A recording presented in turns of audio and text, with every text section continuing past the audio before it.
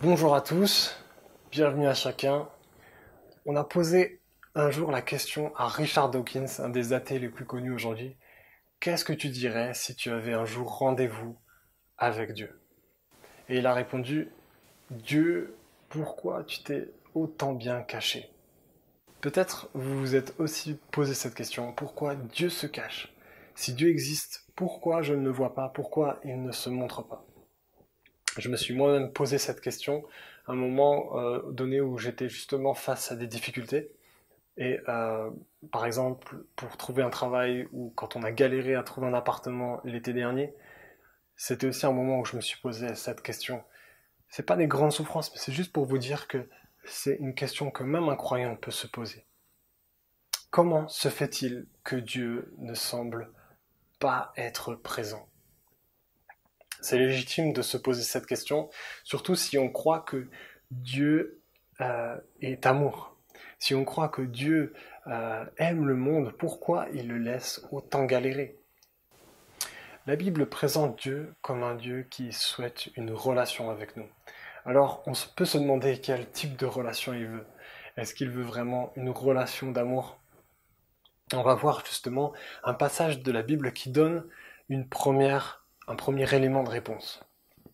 Ce passage, on le trouve dans la Genèse, dans les 3 premières pages de la Bible finalement. Et c'est un récit qui nous raconte les débuts de la relation entre Dieu et l'être humain. Il y avait Adam et Ève qui étaient dans un jardin et Dieu leur avait donné tout un jardin avec plein de fruits à manger, mais il y avait juste une seule règle, c'est que Dieu leur avait demandé de ne pas manger du fruit défendu, du fruit interdit, celui qui donne la connaissance du bien et du mal. Et malheureusement, ils ont désobéi.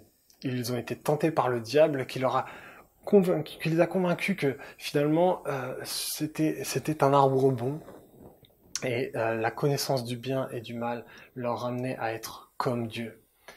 Voilà, voici ce qui a tout fait foirer, ce qui a tenté l'être humain, c'est d'être comme Dieu. Et à partir de ce moment-là, en fait, le cœur humain a été comme corrompu, comme si à partir de ce moment-là, l'homme a eu honte et s'est aussi trompé et aussi a eu du mal à faire le bien. Il a comme été sali. Alors qu'est-ce que ça change? Eh bien, en fait, on peut lire dans Genèse 3, verset 22. Juste après la chute, on lit L'Éternel Dieu dit, voilà, l'homme est devenu comme l'un de nous pour la connaissance du bien et du mal.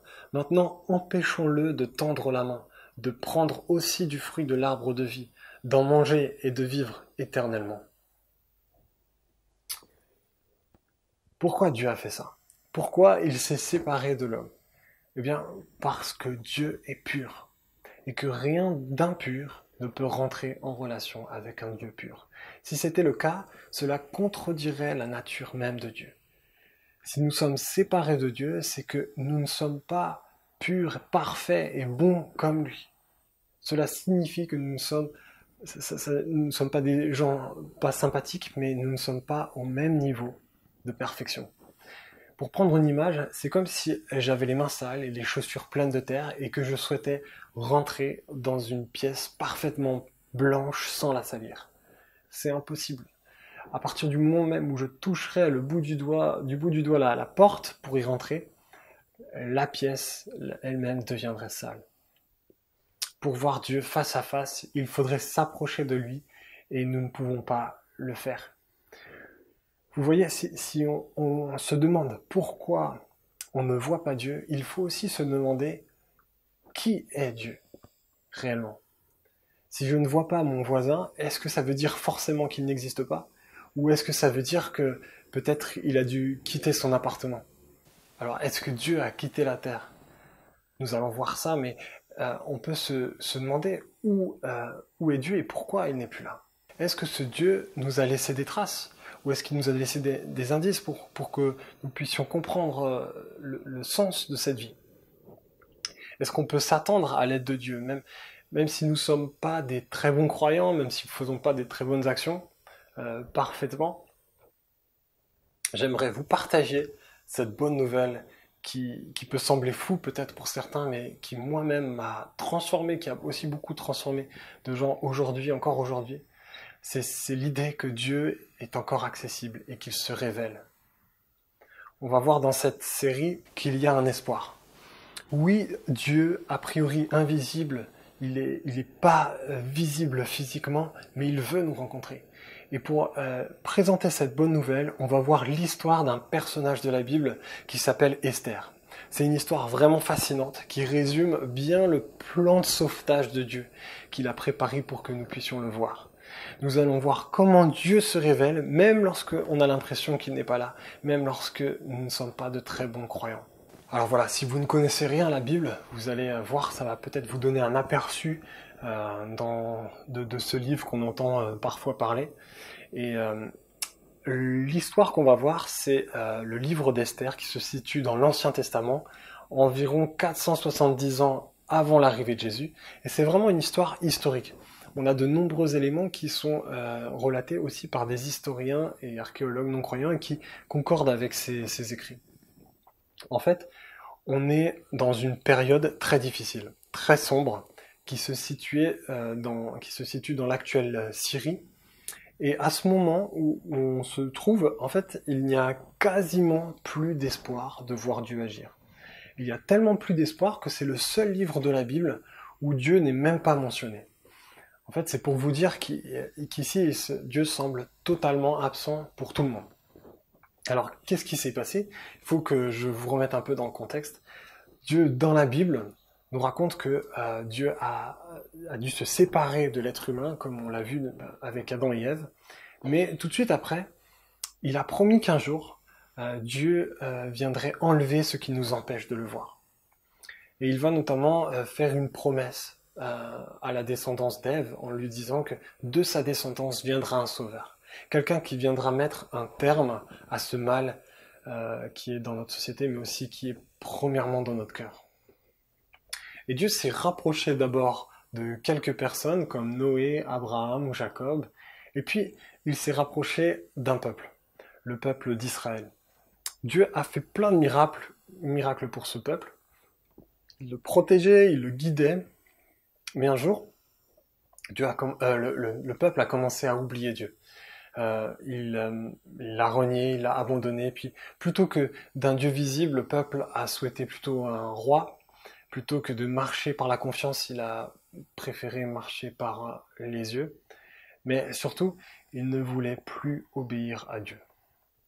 Et le peuple a sombré. Il s'est divisé en deux royaumes. Il y a eu le royaume du Nord et du Sud. Et le royaume du Nord s'est fait attaquer par des ennemis, a été complètement éliminé. Et le royaume du Sud s'est fait aussi attaquer par les ennemis, les Assyriens. Les Assyriens ont eu la bonne idée de déporter le peuple, donc de prendre ce qui restait et de les déraciner de leur culture, de leur langue, de leur tradition. Et c'était finalement une technique pour détruire un peuple, c'est de le délocaliser. Ils étaient prisonniers. Et le livre que nous voyons ici se trouve justement dans cette période où le peuple a été déporté. Et on voit que le peuple a complètement oublié Dieu, comme si il ne comptait plus sur lui. Et les années ont passé, et là, la Perse, un pays voisin, a envahi la Syrie. Et finalement, chose incroyable, il a libéré les Juifs qui étaient là prisonniers. En fait, ils avaient la possibilité de rentrer à ce moment-là, de revenir à Jérusalem, mais on lit que finalement les Juifs ont préféré rester. Une petite partie est rentrée, mais la plupart sont restés dans ce pays d'Assyrie. Alors les Perses qui ont eu le pouvoir avaient un roi qui s'appelait Assuérus. Et c'était un homme très ambitieux. Il était aussi sans pitié, avec une grande soif de pouvoir. Et un jour, il se met à faire une fête pour montrer à tout le monde sa richesse. Et c'est là qu'on va lire un passage de ce livre-là.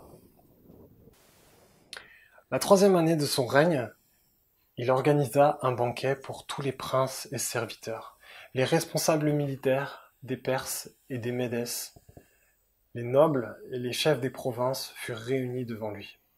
Il étala la glorieuse richesse de son royaume et l'éclatante splendeur de sa grandeur. Cela dura longtemps, 180 jours. Vous imaginez organiser une fête de 6 mois en l'honneur de votre puissance. Vraiment, le gars avait des bonnes chevilles bien costauds. On lit la suite.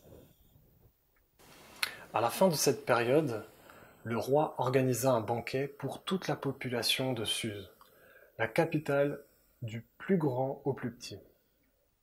Celui-ci dura 7 jours et eut pour cadre le jardin du palais. Des teintures blanches, vertes et bleues étaient attachées par des cordons de fin lin et de pourpre, à des anneaux d'argent et à des colonnes de marbre. Des lits en or et en argent reposaient sur un pavé de porphyre, de marbre, de nacre et de pierre noire. On servait à boire dans des réceptions en or, tous différents les uns des autres, et il y avait du vin royal dans une abondance qui reflétait la puissance du roi. Cependant, conformément au décret, on ne forçait personne à boire. En effet, le roi avait ordonné à tous les serviteurs de se conformer à la volonté de chacun. Quel cadeau incroyable! Le roi fait une offre un peu all-inclusive pour tout le monde. On a l'impression que c'est le paradis sur terre, tout est beau, on a la liberté de faire ce que l'on veut, on peut boire, faire la fête sans limite. C'est magnifique. Et puis, on lit encore la suite. De son côté, la reine Vashti organisa aussi un banquet pour les femmes du palais royal d'Assuérus. Le 7e jour, placé dans de joyeuses dispositions par le vin, le roi Assuérus ordonna de faire venir devant lui la reine Vashti, coiffée de la couronne royale, pour montrer sa beauté au peuple et aux princes. En effet, c'était une belle femme. Certains commentateurs vont même dire qu'en réalité, le roi a demandé à la reine de venir se montrer nue devant tous les invités avec seulement sa couronne sur la tête. Mais le roi, en tout cas, ne va pas voir venir la réponse de la reine. Et on lit dans la suite. Cependant, la reine Vashti refusa de venir. Le roi s'en montra très fâché et en nourrit une ardente colère. Ce qu'on voit ici, c'est la gloire d'un roi limité. On voit dans le texte que c'est toute la puissance du roi Assuérus qui a finalement ses limites. La gloire avait poussé le roi dans une arrogance et un orgueil, à tel point qu'il n'avait même pas vu venir le refus de la reine de se soumettre à ses exigences. La fête est finie et elle laisse un goût amer pour le roi. Il s'est fait humilier devant tout le monde et on lit ensuite que Assuérus, le roi, va virer sa reine et il va la destituer et reprendre sa couronne. En fait, il est vexé, il est humilié et il va écrire un décret. Un décret qui va souligner la nécessité d'une sorte de patriarcat. L'homme doit soumettre sa femme et ses enfants à ses désirs. Il impose le respect et le respect de la femme envers son mari. Et c'est pas un respect qui est gagné par l'amour ou par la reconnaissance de la valeur de l'autre, c'est juste une loi qui impose ce respect. Ça n'est pas vraiment génial comme réaction. Et puis, en fait, il va être déprimé. Et un de ses conseillers du roi va suggérer qu'il se trouve une nouvelle femme. Et là, il va commencer un immense casting. Il demande à ses serviteurs d'aller partout dans le pays et chercher les plus belles femmes. Et on lit ensuite dans le texte.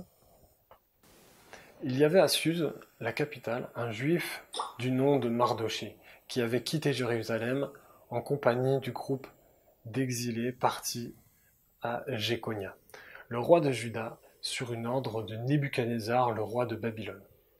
Il se chargeait de l'éducation d'Hadassa, alias Esther, la fille de son oncle, car elle n'avait plus ni père ni mère. Cette jeune fille était belle à tout point de vue. À la mort de ses parents, Mardochée l'avait adoptée. Lorsqu'on proclama le message du roi qui avait valeur de loi et qu'on rassembla un grand nombre de jeunes filles à Suse, la capitale, sous l'autorité d'Hégaï, Esther fut aussi prise. Elle fut conduite au palais et placée sous l'autorité d'Hégaï, le responsable des femmes. La jeune fille lui plut et gagna sa sympathie. Il s'empressa de lui fournir les produits cosmétiques et les éléments dont elle avait besoin, et il lui donna aussi 7 jeunes filles sélectionnées parmi le personnel du palais. Puis, il la déplaça avec ses servantes dans le meilleur appartement du harem. Esther ne révéla ni son origine, ni sa famille, car Mardochée lui avait interdit de le faire. On voit 2 choses dans ce texte. La première, c'est que le peuple de Dieu a oublié Dieu. Et finalement, on cherche à se faire une place dans la société. On a parfois interprété le livre d'Esther comme un livre qui montre le courage de Esther et Mardochée, mais à y regarder de plus près, on voit que dans les 2 premiers chapitres, on a surtout 2 personnes qui cherchent avant tout à se faire une place dans la société. Une place pour exister, et puis peut-être même juste être confortable. Et ils ont été déportés, ils ont perdu leur famille et leurs parents, et ils ne sont plus chez eux. En fait, ils semblent être plutôt en perte d'espoir vis-à-vis de Dieu. Et ce qui est flagrant, c'est qu'il n'y a aucune mention de Dieu qui est dans leur bouche. Ils sont en mode survie. Dieu, c'est du passé finalement. Ils n'ont même pas choisi de revenir à Jérusalem pour reconstruire le temple et revenir sur leur terre. Et là, devant le casting, pour trouver une nouvelle reine, Mardochée et Esther ont l'occasion enfin de se trouver une place de rêve. Pourtant, Dieu leur avait dit une chose, c'est de ne pas se marier avec des peuples étrangers qui adorent d'autres dieux. C'était une règle vraiment très forte et souvent présente pour le peuple d'Israël. Mais là, ils ne l'écoutent pas. Et Esther et Mardochée s'en fichent et saisissent cette opportunité incroyable. Le succès de ce monde est tellement attirant. Qui aime être rejeté? C'est tellement difficile de nager à contre-courant, c'est tellement difficile de refuser la célébrité et le succès. Mais est-ce qu'on met la priorité au bon endroit? Moi j'aime bien cette pub pour une voiture, je ne sais pas si vous l'aviez déjà vue, mais elle montre un homme qui est en chute libre, et je vous laisse la voir. Pienso que uno suena parecido a volver a más. Y me faltaba las manos, la cara era azul. Y mi improviso viento era pilo ya me llevó. Y me hizo volar en el cielo y bonito. Volaré, oh, oh, cantaré, oh, oh, oh, nel blu, dipinto di blu, felice di stare lassù. En fait, c'est un peu ça la vie, elle n'est pas simple, et quand nous nous approchons de la mort, la question du sens de la vie revient tellement facilement. C'est difficile de vivre de manière absurde. Nous voulons du sens, mais face à l'urgence parfois, est-ce que nous cherchons à comprendre d'où venons-nous et quel est ce monde, ou est-ce que nous voulons sauver les meubles et profiter de chaque instant? Comme ce gars qui finalement préfère aller à sa voiture plutôt que chercher un parachute. Parfois, on exige de Dieu qu'il agisse comme nous avons décidé qu'il doit agir. Ouais, on veut qu'il réponde à toutes nos questions, mais est-ce que Dieu a vraiment dit qu'il répondait à toutes nos prières? Dieu a vraiment dit qu'il allait épargner toute la souffrance de ceux qui prient. Dans la Bible, en fait, Dieu n'est pas comme ça. Est-ce que nous avons la bonne version de Dieu? Si le fait que nous ne voyons pas Dieu était l'occasion pour nous de comprendre que si le monde va mal, c'est peut-être justement parce que Dieu n'est plus là. Si le monde va mal, est-ce que c'est pas juste parce que Dieu n'est plus là? Alors, on a toujours le choix de profiter de notre vie au maximum en mettant Dieu de côté, comme peut-être Esther et Mardochée ont fait au départ. Mais est-ce que nous sommes honnêtes quand nous disons Dieu, pourquoi tu n'es pas là? Avons-nous le désir de le connaître quand nous posons cette question, où est Dieu? Ou est-ce que nous cherchons juste une solution de secours ou un coupable? Il y a une promesse qui est magnifique dans la Bible et qui est dans le livre de Jérémie et qui dit « Vous me cherchez et vous me trouverez, si vous me cherchez de tout votre cœur. » Je trouve vraiment puissant. Dieu nous dit qu'il se laisse trouver, mais est-ce que nous le cherchons? Blaise Pascal, un philosophe et scientifique, a dit un jour « Il est vrai que Dieu se cache à ceux qui le tentent, mais qu'il se découvre à ceux qui le cherchent. » Et la deuxième chose que l'on voit dans ce passage, c'est que même si Esther et Mardochée ont abandonné Dieu, il y a comme un grand hasard de Dieu qui redonne de l'espoir. Est-ce que Esther a mérité d'être choisie? Là, on peut plutôt parler de providence, ou de chance, ou de grand hasard.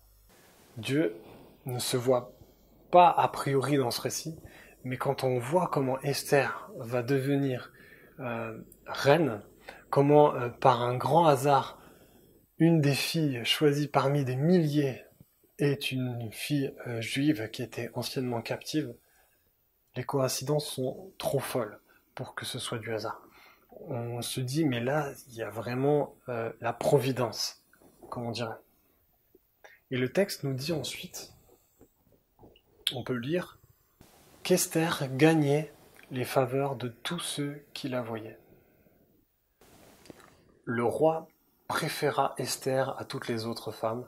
Elle gagna ses faveurs et sa sympathie plus que toutes les autres filles. Il mit la couronne royale sur sa tête et la proclama reine à la place de Vashti. Incroyable renversement, le peuple de Dieu qui avait quasiment disparu des mémoires. Ici, ce peuple revient sur le premier plan. La reine est choisie parmi le peuple juif. Et du coup, c'est un point de bascule. On va voir ensuite dans le récit que tout va changer à partir de ce moment-là. Mais on verra ça la prochaine fois. Mais ce qu'on voit, c'est que Dieu, s'il n'est pas visible, il n'est pourtant pas indifférent à nos vies. Et la bonne nouvelle, c'est qu'il n'est pas impuissant. Il se révèle, il se laisse trouver et surtout, il vient à notre rencontre.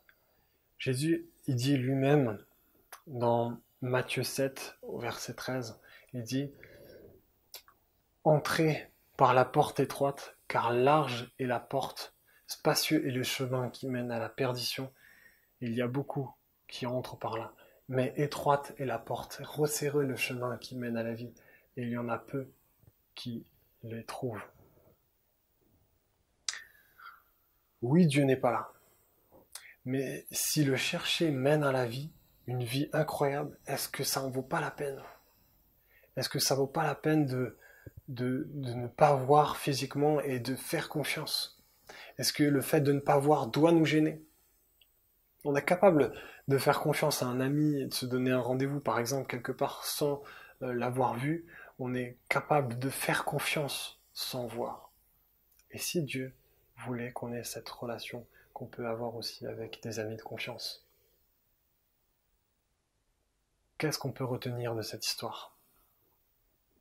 Eh bien, la première chose, c'est que même lorsqu'on ne voit pas Dieu, Dieu peut agir. Même lorsqu'on ne voit pas Dieu, Dieu peut agir. La deuxième chose, c'est que même lorsque nous ne sommes pas de très bons croyants, Dieu peut aussi agir. Et ça, c'est une magnifique nouvelle. La troisième chose, c'est que peut-être que dans nos vies, Dieu a agi alors même que nous ne lui avons rien demandé. Peut-être que Dieu agit même si nous ne croyons pas en lui. Et enfin, quatrièmement, on apprend que Dieu tient ses promesses. Il a un plan de sauvetage. Un jour viendra de la descendance du peuple juif le Messie, Jésus, qui viendra sauver l'humanité, qui viendra rétablir la relation avec Dieu, nous permettre de voir Dieu, de rencontrer Dieu. Et rien n'arrête Dieu dans sa quête, dans son plan de sauvetage, dans son désir de nous sauver. Voilà, alors je vous propose de terminer ce message par la prière. Je vais juste adresser une prière à Dieu et ensuite on aura quelques temps pour continuer de prier là où on est et aussi de le louer, de chanter, de faire des prières en chanson. Mais je vais juste prier. Mon Dieu, je te remercie pour ce message parce que tu es un